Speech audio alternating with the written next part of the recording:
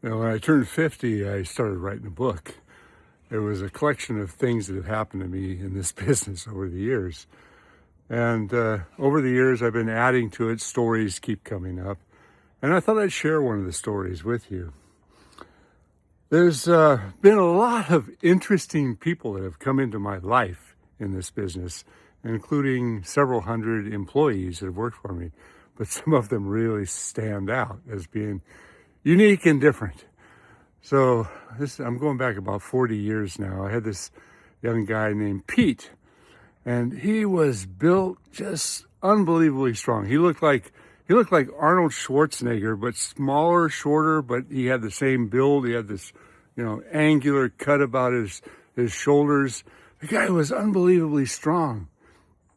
And I asked him, I said, how'd you get so strong? And he told me a story. When he was in high school, he was playing dodgeball, and he was running in the gym, and somebody threw the ball at him, and he ran really hard, and he looked back over his shoulder, and he slammed into the wall and broke his back.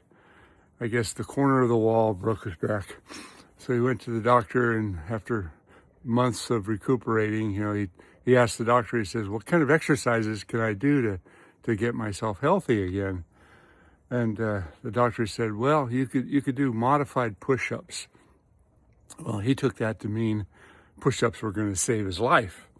So he got into doing push-ups every day. He did push-ups and push-ups and push-ups, and he got stronger. And he reached a point where he was able to do full push-ups, and it became an obsession to him. Matter of fact, he used to do push-ups on the job site. Anyway, he made a personal commitment to do 2,000 push-ups a day.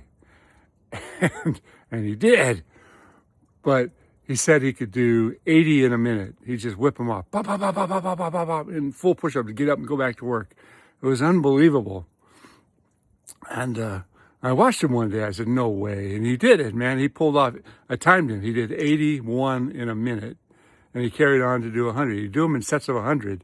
And he did 2,000 push-ups a day. Guy was a good worker. And one day, Pete, this really strong guy, comes to work with this magazine. It was a gay men's magazine. He says, you'll never guess, man, I made $10,000 with this photo shoot.